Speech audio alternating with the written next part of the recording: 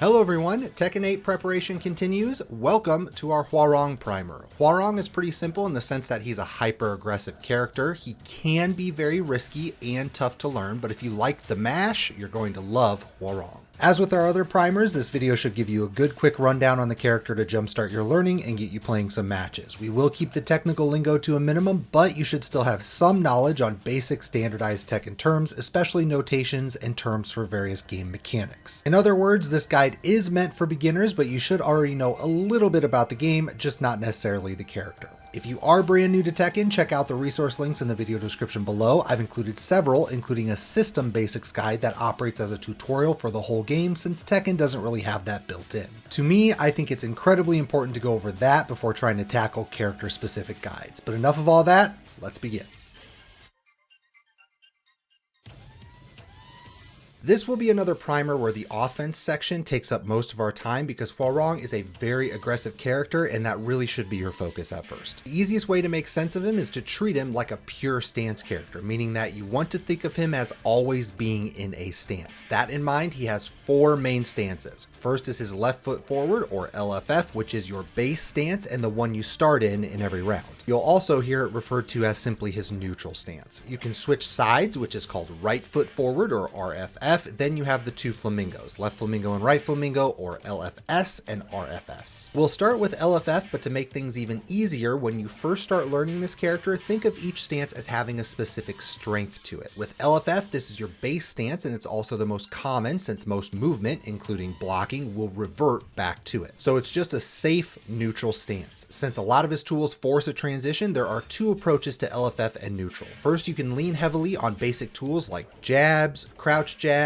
down forward 1, down forward 2, down 4, down back 3, or even full crouch options like toe kick and while standing 4 to slow things down while remaining in LFF. Then, when an opening presents itself, use a specific move that you have already thought about ahead of time to get you to the stance that you want. Or the second option, pick the best tool for the situation, normally based on speed, and accept whatever stance transition it happens to give. Many players use this second option and then mix in the first one when they need to, but be mindful that it requires a lot of creativity since you're not dictating your stance. Instead, you're letting your opportunities dictate that for you. So when you first start, you might want to lean more on that first option. We'll leave LFF for now and return to it for specific transition moves, so let's talk instead about RFF. The main difference between LFF and RFF is that RFF tends to offer better rewards or positions, but with similar moves. For example, LFF 2-4 is your quickest right flamingo attack transition, but it's just a single jab, so not much reward even if the jab lands. RFF 2-4 forward is similar, but it's 2 hits, it's a natural combo, it jails, and offers better frames. The string enders are deadlier too, and can be delayed. Your counter hit options are a tiny bit better too, with RFF back 3,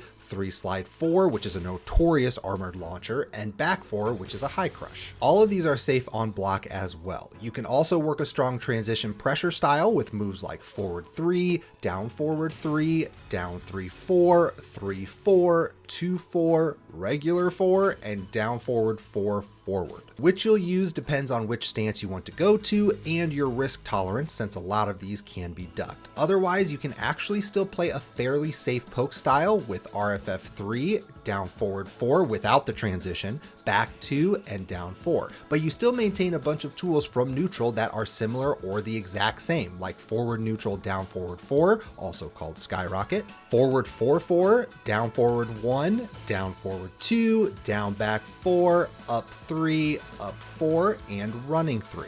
That said, RFF is still at its strongest when you're pressuring or hunting for counter hits. Now some flamingo stuff. We'll start with left flamingo since it does a little bit of everything. First, you can play with string timings to hunt for a counter hit or force defense so you can transition to something else. For example, LFS 3 loops are common since it's a quick mid that gives advantage on block if you stay in left flamingo. If you feel a counter attack coming, either let loose with one of the string enders, or if they're being overly patient, go for mixes or transition pressure since LFS 3 loops are fast enough to deter ducking. Down 3-4 and LFS down back 4 are common for this. Down 3-4 is again our scary low going to right flamingo, whereas down back 4 goes to RFF with sizable advantage on hit, but also gives a counter hit knockdown. Or to keep up transition pressure on block, you have LFS 3-4 and LFS 1, which will take you to RFS and LFF respectively. Now, if you get into LFS with advantage, like from a down forward 1-3 on hit, your counter hit options are respectable. LFS 3 forward 3 and back 4 are both counter hit launchers, and back 3 is a homing armored mid that hits pretty hard. You can also hard read a ducker with up forward 4. In the end, the LFS options that you use the most will reflect your general play style, so risky, safe, aggressive, etc. Lastly, RFS is your big mix-up stance, and thankfully it's fairly straightforward because of that. Since nearly all RFS transitions have big plus frames, you want to threaten with your low sweep, down 4-3,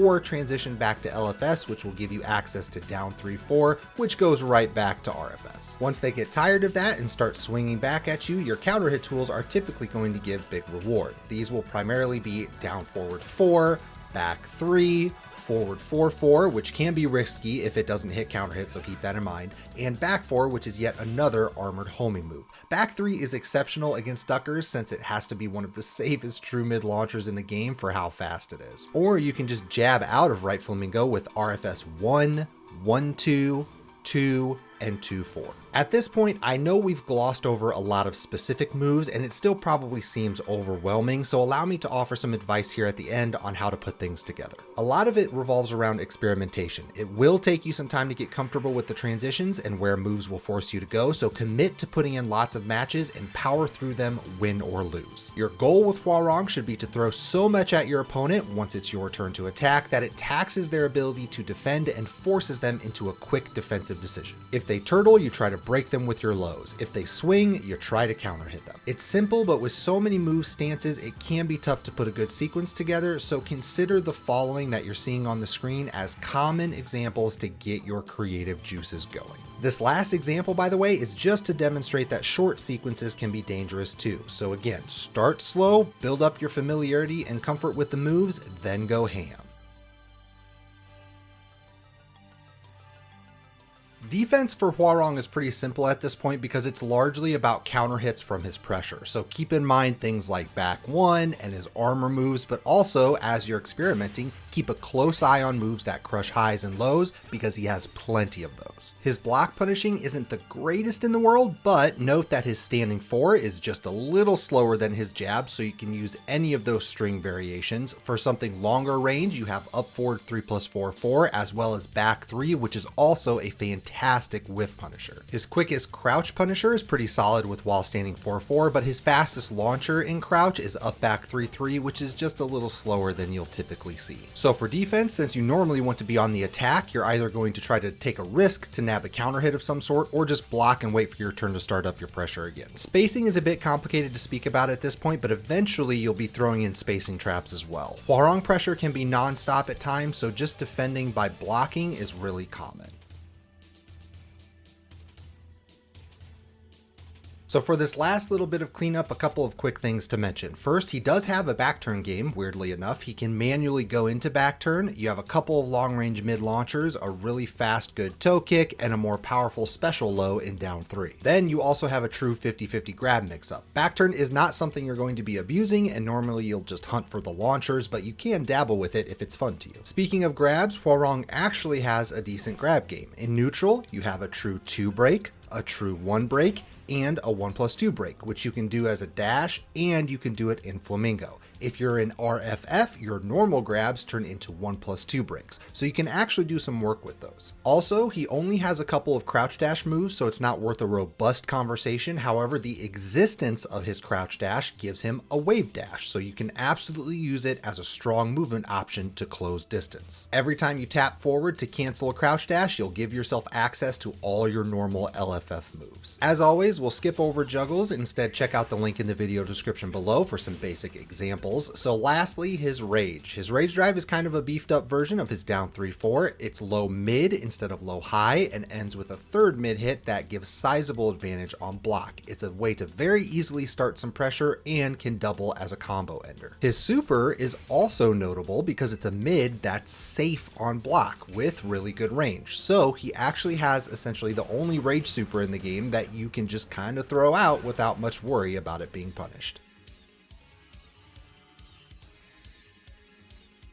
This brings us to the end of the primer. I'm hoping this information was succinct and helpful for getting a jump on the character, but feedback is always welcome. Be mindful that in-depth discussion for game plans and move attributes will be saved for intermediate guides, although since we have the more robust basics guides already for Tekken 7, true intermediate guides will be something to look out for with Tekken 8. Lastly, big thanks to our patrons. You guys are the best and that support means more than you know. But to everyone, stay safe and we'll see you next time.